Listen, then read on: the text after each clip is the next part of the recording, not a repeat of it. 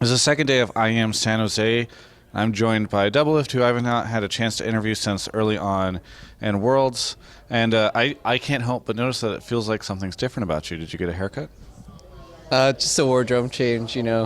Yeah, change, okay. just got some new clothes. Okay. New look, no look. No, I've been joking, of course. I know that you're on TSM now, but I have been kind of out in the wilderness, so I kind of missed how all that went down. So it was a very amicable departure. You guys are on really good terms. Everything's fine.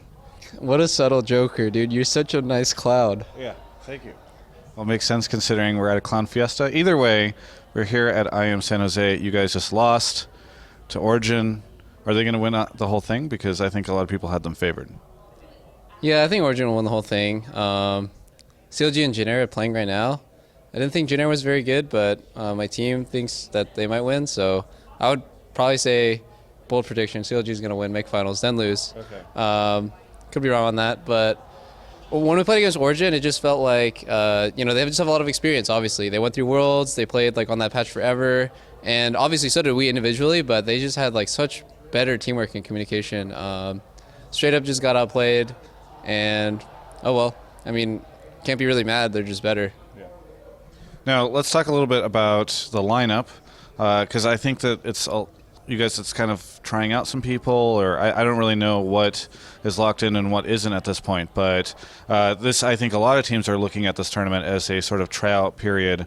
So based on how everything went, what do you think of the team and the lineup? Kasing's the one who's trying out, and I'm not really sure. I have to talk with everyone because we literally just got off stage and we started doing press. So I haven't really got to talk to everyone about it. But Kasing was the tryout, and I think the rest of us four are signed. So it was just our first tournament, and I think we did pretty well, actually. I think we lost to the tournament favorites, and I'm just glad we beat LGD. It would have been really embarrassing to just insta-lose.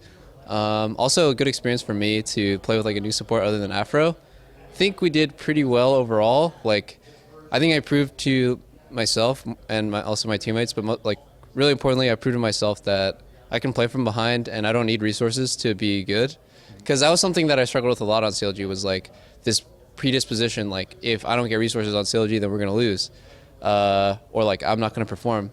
So I think I did okay, given the circumstances. And I just want to play more. Honestly, I just want to play more. I just want to go home and just grind. Yeah. Now, I know that a lot of the conversation around your joining TSM has been all the drama that happened and all that kind of thing, but I'd also kind of like to focus on what life has been like for you following that, because I know, you kind of talked a little bit about how it was such a rapid turnover, you were kind of told, and then the next day you were over at TSM and all that stuff. So what has life been like for you for the past couple of weeks? Really crazy. So first, I had to move into Andy and Lena's apartment because there was the TSM house was already full, and then it was really fun because we just hang out, eat together, go to the gym, and just I would stream all day, and it was just really fun. We stayed up till super late or super early in the morning, just I don't know, talking and getting to know each other. And then we went to BlizzCon for 2 hours, and then I got sick at BlizzCon and I contracted the most deadly illness known to man, and then I gave it to Lena and Andy, and it was super bad because we were both really deathly ill for 10 days, and I just got over it today. So while I was sick, I had to move into the TSM house, and I had to meet my new team and the coach or both our coaches and all this stuff. So it was pretty crazy, especially since I just really wanted to stream during all this time, and I was just playing 10 hours, 12 hours a day. Well, I know you haven't had a ton of time to scrim and practice, and then obviously just only 2 matches here, but maybe you can tell me a little bit about what it's been like that's been kind of different for you on this team than it was on CLG, just playing and competing with these guys. What are some of the big differences that stand out? Well, we definitely have new team smell where everyone just really likes each other instantly because it's a new team, and everyone there's no judgments of each other from the past things that we did. It's just we're all new and we're all on an equal level, and so it feels really good. I call it new team smell because honeymoon phase. Yeah, it's pretty much just honeymoon phase. I don't know if I don't think it'll come to a point where honeymoon phase is over, now we hate each other, but I really like that it's a fresh start, and we can basically just say this is me, this is how I want to you guys to see me, and I don't know. So far, everyone's been super nice to each other, and we only scrimped for 4 days at the Logitech offices, but I thought it was like every single day we improved so much. So I think, I don't know. I don't want to say like, oh, if we had like 2 weeks to play, we would have won, but I think we got super good in just 4 days. Now, actually, the only other thing that seems to be coming up before the end of this year is All-Stars for you.